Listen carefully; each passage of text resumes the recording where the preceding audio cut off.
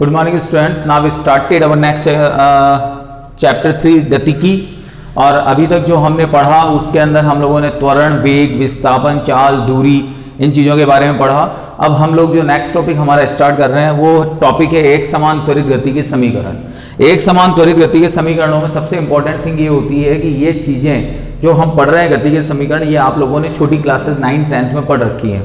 तो अगर हम गति के समीकरणों की बात करते हैं तो गति के समीकरण तीन प्रकार के होते हैं। तो गति के समीकरण जो 3 समीकरण हैं वो है v equals to u plus A T, then s equals to U T plus half A T square, और एक होता है आपका v square equals to U square plus 2as।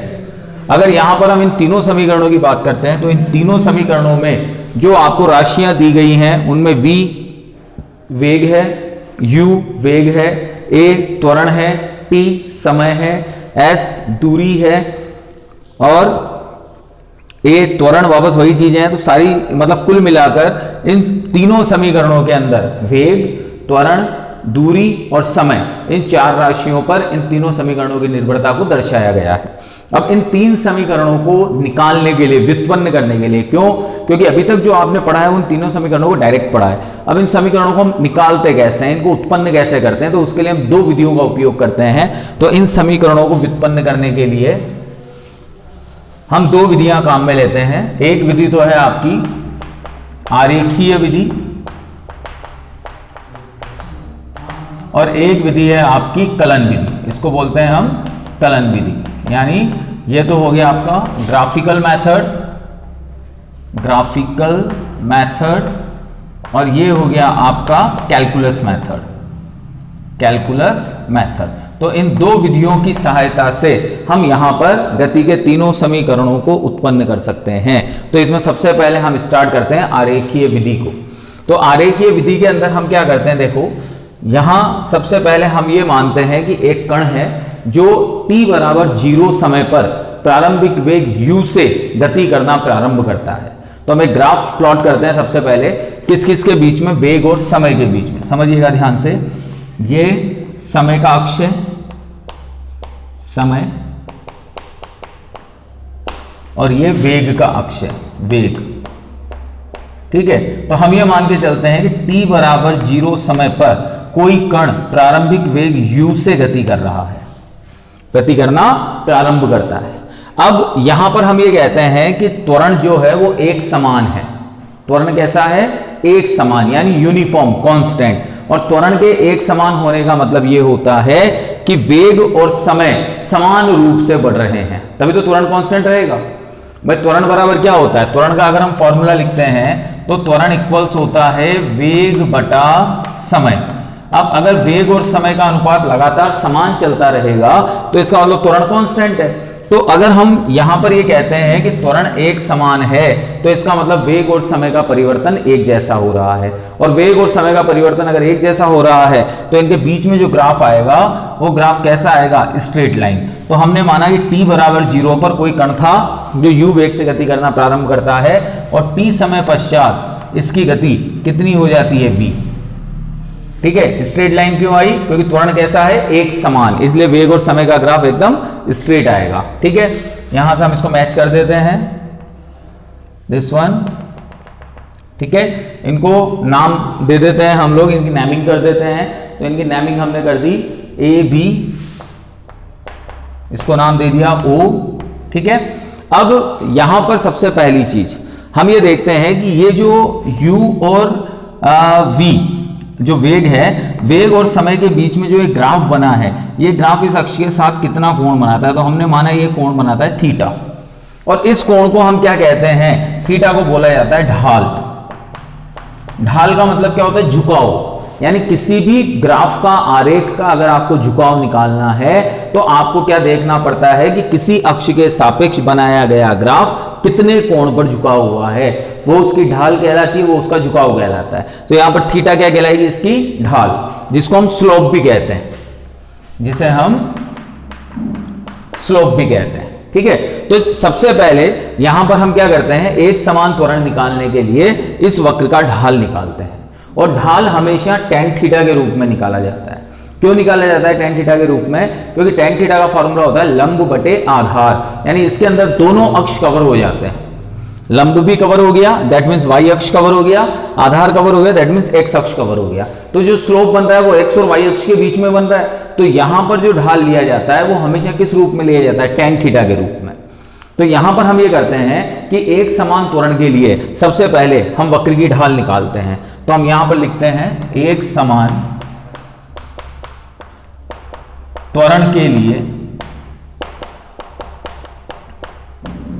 वक्र की ढाल, तो m इक्वल्स टू हो गया आपका tan थीटा, ठीक है। अब tan थीटा इक्वल्स क्या होगा? AB upon AU। अब अगर हम AB की बात करते हैं तो ये AB, अच्छा, एक समान त्वरण के लिए जो वक्र की ढाल आ रही है, तो वक्र ये किस किस के बीच में ग्राफ है? वेग और समय के बीच में। तो AB तो आपका वेग को प्रदर्शित कर रहा है और AU आपका समय को प्रदर्शित कर रहा है, ठीक है। AB अक्ष तो किसको प्रदर्शित कर रही है? वेग को, और AU अक्ष किसको प्रदर्शित कर रही है? समय को। तो वेग बटा समय मिलकर क्या बनता है? त्वरण। तो इसको बराबर किसके कर सकता हूं मैं? A के, ठीक है। तो यहां पर हमने लिखा A, अब वेग AB किस किस के बीच का अंतर आया? वेग का अंतर, तो v माइनस यू। AU किस किस के बीच का अंतर आया? टाइम का अंतर, तो t माइनस 0। तो A इक्वल्स हो गया यहां पर v minus U by T, यानी त्वरण क्या होता है? वेग में परिवर्तन बटा समय, ठीक है। अब इसको हम क्रॉस मल्टीप्लाई कर देते हैं, यहां से इसको क्रॉस मल्टीप्लाई करते हैं हम लोग, तो ये हो गया आपका v minus U equals to 80, या फिर v equals to u plus 80, जो आपकी गति की प्रथम समीकरण है। तो इस तरह से इस ग्राफिकल मेथड से हमने गति की प्रथम समीकरण यहां पर प्राप्त कर ली। अब हमें गति की कौन सी समीकरण निकालनी है? दूसरी। और गति की दूसरी समीकरण क्या होती है? s equals to U T plus half A T square. S क्या है अपने आप में? डिस्टेंस या विस्थापन, जो भी आप बोलना चाहो। तो जब हम डिस्टेंस की बात करते हैं या विस्थापन की बात करते हैं, तो दूरी बराबर क्या होता है? वेग इंटू समय। तो दूरी बराबर वेग इंटू समय, इसका मतलब वेग तो ये है, समय ये है, यानी आपको इन दोनों को गुणा करना पड़ेगा, यानी आपको y अक्ष और x अक्ष को गुणा करना पड़ेगा। तो जब दो चीजों को गुणा करते हैं, तो अगर मैं इसे लंबाई बोल दूं और इसे चौड़ाई बोल दूं, तो लंबाई इंटू चौड़ाई मिलकर क्या बनता है? क्षेत्रफल। समझ रहे मेरी बात को? भाई अगर मुझे s निकालना है तो दूरी बराबर क्या होता है? या तो चाल इंटू समय बोल दो, अगर s को विस्थापन बोलोगे तो वेग इंटू समय बोल दो। तो वेग इंटू समय जब करोगे तो तुम्हें इस अक्ष और इस अक्ष को गुणा करना पड़ेगा। ये अगर आपकी लंबाई है तो ये आपकी चौड़ाई हो गई, तो लंबाई इंटू चौड़ाई मिलकर क्या बन गया? आपका क्षेत्रफल। तो कुल मिलाकर मुझे s निकालने के लिए इन आकृतियों का क्षेत्रफल निकालना पड़ेगा। अब यहां पर अगर मैं आकृति की बात कर रहा हूं तो मेरे पास में दो आकृतियां प्राप्त होती है, फर्स्ट और सेकंड, ये आकृतियां हमें प्राप्त होती है। तो यहां पर s निकालने के लिए हम क्या करते हैं? देखिएगा, सबसे पहले s equals to area of triangle, triangle कौन है? ABU plus area of rectangle, rectangle मतलब आयत, तो ATOU, ठीक है। अब त्रिभुज का क्षेत्रफल क्या होता है? 1/2 आधार इंटू ऊंचाई, प्लस आयत का क्षेत्रफल क्या होता है? लंबाई इंटू चौड़ाई, ठीक है। अब यहां पर 1/2 हम AU की बात करते हैं, तो AU क्या है आपका? T minus 0। AB की बात करते हैं, AB क्या है आपका? V minus U plus OU क्या है आपका? सिंपल U माइनस 0, और UA क्या है वापस? T minus 0। तो इसे जब हम सॉल्व करते हैं तो देखिएगा, सबसे पहले तो U इंटू टी, तो ये तो हो गया UT प्लस हाफ ऑफ, अब v माइनस यू की वैल्यू कितनी है? v माइनस यू की वैल्यू है 80, तो यहां पे v माइनस यू की वैल्यू हम लिख देते हैं 80, और साथ में t भी है, तो 80 स्क्वायर। तो ये किसके बराबर आ गया? s के बराबर। तो ये आपकी गति की कौन सी समीकरण आ गई? सेकंड। तो कुल मिलाकर हमें ग्राफिकल मेथड में ये देखना पड़ता है कि हमें कौन सी राशि निकालनी है। अगर वो राशि आपके ढाल के रूप में निकलेगी तो ढाल निकाल दीजिए, वो राशि अगर आपके क्षेत्रफल के रूप में निकलेगी तो क्षेत्रफल निकाल दीजिए। ठीक है, अब गति की तृतीय समीकरण निकालते हैं, बहुत सिंपल है। तो उसके लिए हम क्या करते हैं, देखिए समीकरण 1 का दोनों ओर वर्ग करने पर, तो समीकरण 1 का दोनों ओर वर्ग करते हैं तो V square equals to U plus A T का होल स्क्वायर, तो वी स्क्वायर इक्वल्स टू इसका होल स्क्वायर हम ओपन करते हैं U square plus A square T square plus 2u A T. ठीक है, तो अब यहां से यू स्क्वायर प्लस, अब यहां हम ut की अगर हम बात करते हैं यहां पे, तो v square equals to U square plus A square T square plus 2u A T. ठीक है, तो 2a कॉमन ले लेते हैं, तो जब 2a कॉमन लेंगे हम यहां से, तो यहां तो बचा ut प्लस यहां पर a तो है लेकिन 2 नहीं है, तो 1/2 ए टी स्क्वायर। अगर 2a कॉमन लिया तो ये मिला हमें। अब ut plus half A T square मिलकर क्या बनता है, s, तो ये हो गया s। तो ये आपकी गति की कौन सी समीकरण आ गई, तृतीय समीकरण। तो इस तरह से ग्राफीय विधि के द्वारा हम गति की तीनों समीकरणों को व्युत्पन्न कर सकते हैं। ये आपकी पहली समीकरण है, ये आपकी दूसरी समीकरण है और ये आपकी तीसरी समीकरण है। तो पहली जो विधि थी आरेखीय विधि, इस आरेखीय विधि के द्वारा हमने गति की तीनों समीकरणों को यहां पर व्युत्पन्न कर दिया। अब दूसरी विधि हम लेते हैं गणितीय विधि या फिर कलन विधि।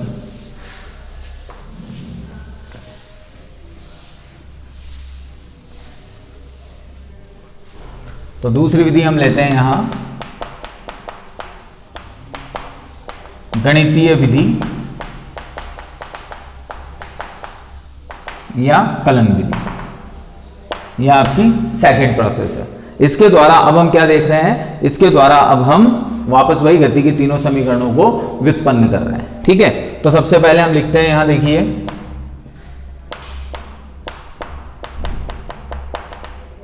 हम जानते हैं कि a बराबर dv by D T, then dv equals to A D T.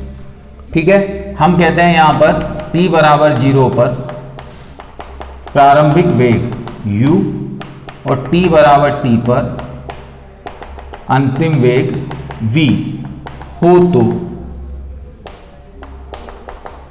समीकरण 1 का दोनों ओर समाकलन करने पर, ठीक है, दोनों तरफ समाकलन कर देते हैं। तो ये तो हो गया dv, कहां से कहां तक, u से v तक। ये हो गया तुम्हारा a dt, कहां से कहां तक, 0 से t तक। जब सॉल्व करेंगे तो dv का तो सिंपल हो गया v इक्वल्स टू a, इसका हो गया t।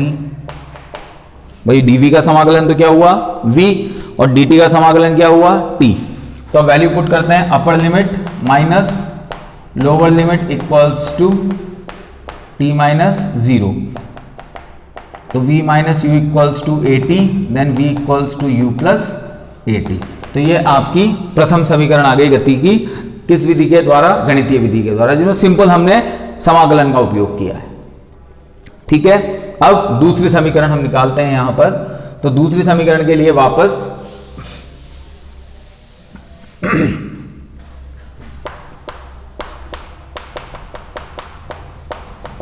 हम जानते हैं कि v equals to D X by D T, यानी वेग क्या होता है, स्थिति में परिवर्तन की दर, ये वेग कहलाता है। तो डी एक्स इक्वल्स टू क्या हो गया आपका वी डी टी। क्या किया हमने, दोनों ओर समाकलन। तो जैसे ही दोनों ओर समाकलन किया तो ये डी एक्स, ये हो गया वी डी टी। ठीक है, अब यहां पर थोड़ा सा हम ध्यान दें कि v की वैल्यू क्या है हमारे पास में, v की वैल्यू है u प्लस ए टी। तो यहां v की वैल्यू पुट करते हैं, तो जैसे हम यहाँ v की वैल्यू पुट करेंगे तो dx equals to u plus at dt। तो हम यहाँ लिखते हैं माना t बराबर 0 पर, x बराबर x1, t बराबर t पर, x बराबर x2।